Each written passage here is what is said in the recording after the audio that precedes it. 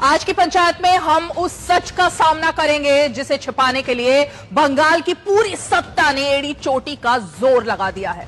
आज देश की सबसे बड़ी अदालत में जो हुआ उसने ममता बनर्जी की राजनीति की कलई खोलकर रख दी है। सुप्रीम कोर्ट की वो एक लाइन आज बंगाल से लेकर दिल्ली तक गूंज रही है। क्या राज्य सरकार खुद को कानून से ऊपर समझती है? फाइलें कहां हैं? जी हां, आज अदालत ने साफ शब्दों में पूछ लिया कि आखिर ममता सरकार जांच से भाग क्यों रही है। लेकिन सच तो यही है ना कि दीदी का ये पुराना ट्रैक रिकॉर्ड रहा है। जब जांच की आंच करीब आती है तो ममता बनर्जी फाइलें लेकर भागती हैं। याद कीजिए वो सीबीआई के अधिकारियों को कोलकाता में बंधक बना लेना, याद कीजिए जांच रोकने के लिए आधी रात को धरने पर बैठ जाना, और आज फिर वही कहानी दोहराई जा रही है। एक तरफ ईडी के छापे पड़ रहे हैं, करोड़ों का कैश मिल रहा है, और दूसरी तरफ ममता सरकार उन फाइलों को दबाकर बैठी है जो सच को सामने ला सकती हैं। अब ममता बनर्जी आज सीधे तौर पर इन सवालों के कटघरे में है कि आखिर आप फाइलें लेकर क्यों भाग रही हैं भाई? क्या उन फाइलों में आपके खास करीबियों और सरकार के काले कारनामे, काले चिट्ठे दबे हुए हैं? और ऐसे राज भी हैं, कहां चले गए? वो सामने आ सकते हैं जो आपकी सत्ता की नींव हिला सकते हैं। सुप्रीम कोर्ट की जो फटकार लगी है कि जब देश की सबसे बड़ी अदालत ये कहे कि सरकार जांच में रोड़ा अटका रही है, तो क्या ये लोकतंत्र की रक्षा है या लोकतंत्र की हत्या? एजेंसी से ऐसा डर क्या है? अगर आपने कुछ गलत नहीं किया तो फिर एजेंसियों को सहयोग करने की बजाय हर बार टकराव का रास्ता क्यों चुना जाता है? क्या बंगाल अब भारत के संविधान के बजाय सिर्फ दीदी के हुक्म से चलेगा?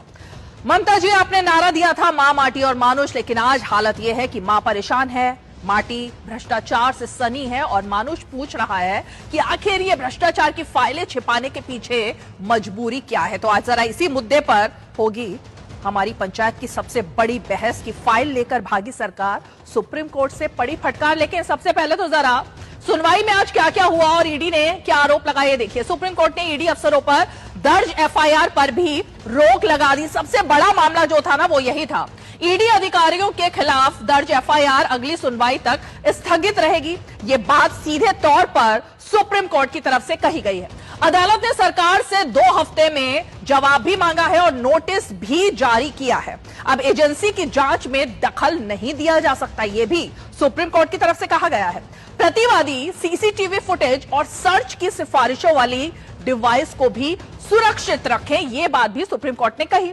अब ममता बनर्जी ने पुलिस के साथ मिलकर साक्ष्यों की चोरी की ये दलील ईडी की तरफ से दी गई थी, और यह भी कहा गया कि हमसे सबूत छीन कर ले गई, मामले की सीबीआई जांच हो, ईडी की तरफ से यह बात कहा गया। अब ये एक चौंकाने वाला पैटर्न दिखता है। ईडी की तमाम दलीलें थी जो दिखाई दी आज। हाई कोर्ट में हंगामा अचानक नहीं हुआ था, ईडी ने यह भी बात कही। अब टीएमसी के जो लीगल सेल ने हंगामे की प्लानिंग की थी वो खुलासे भी सामने आए।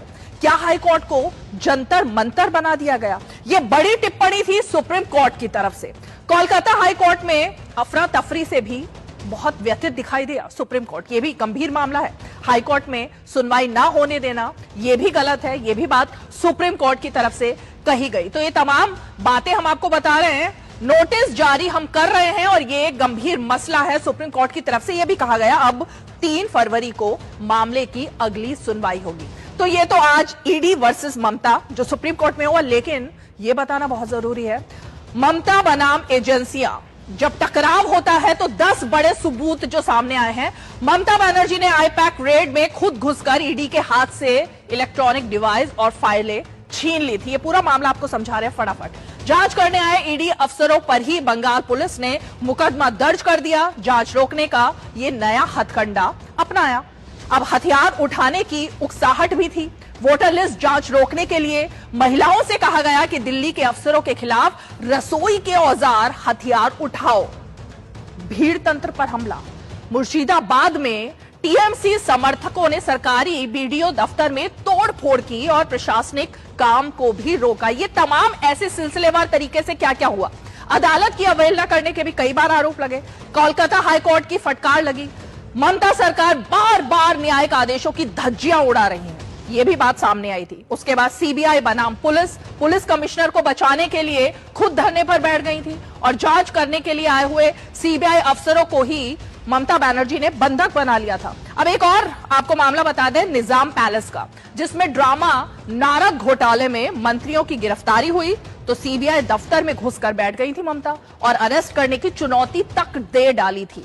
10 मामलों में से यह भी बड़ा मामला है। 2018 में जनरल कंसेंट वापस लेकर बंगाल के दरवाजे सीबीआई के लिए बंद कर दिए थे, यानी बंगाल को अलग ही उन्होंने तो राज्य बना लिया।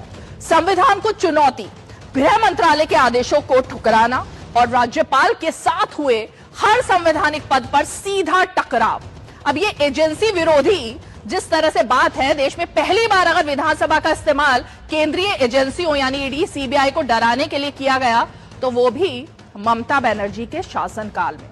तो ये पूरे मामले हैं और आप जरा जल्दी से ये देखिए 8 जनवरी 2026 को क्या हुआ था। ईडी का टीएमसी आईटी सेल हेड प्रतीक जैन के घर ऑफिस पर छापा पड़ा। ममता मौके पर पहुंची, ईडी ने जांच में बाधा का आरोप लगाया। उसके बाद 27 अक्टूबर राशन घोटाले में ईडी ने तत्कालीन मंत्री ज्योति प्रिय मलिक को गिरफ्तार किया और 20 घंटे की पूछताछ की। ममता उनके भी बचाव में उतर गई। उसके बाद राशन घोटाला, सीबीआई ने पशु तस्करी केस में टीएमसी नेता अनुव्रत मंडल को गिरफ्तार किया, ममता ने उनका भी बचाव किया। तो एक एक कर बचाव के ये इतने सारे चिट्ठे हैं। स्कूल भर्ती घोटाले में ईडी ने शिक्षा मंत्री पार्थ चटर्जी को गिरफ्तार किया। 50 करोड़ कैश और सोना बरामद हुआ। ममता के वो सबसे ज्यादा करीबी थे। और 6 सितंबर 2021 कोयला तस्करी केस में भी ईडी ने अभिषेक बनर्जी से जब 9 घंटे पूछताछ की तो 17 मई 2021 को नारद स्टिंग केस में सीबीआई ने टीएमसी नेताओं को गिरफ्तार किया। ममता का सीबीआई ऑफिस के बाहर 6 घंटे तक धरना चला। तो ये कैसे कैसे मामले हैं। पौंजी घोटाले में सीबीआई कोलकाता पुलिस में टकराव, ममता बनर्जी का 45 घंटे का धरना। अब ये धरना मुख्यमंत्री जो हैं 3 फरवरी 2019 से लेकर अब तक के ये जो मामले हैं, ये तमाम वो चीजें हैं जिससे पता लगता है कि ममता बनर्जी लगातार इसी तरह से हमेशा टकराव और आक्रामकता के मूड में और मोड में रहती हैं।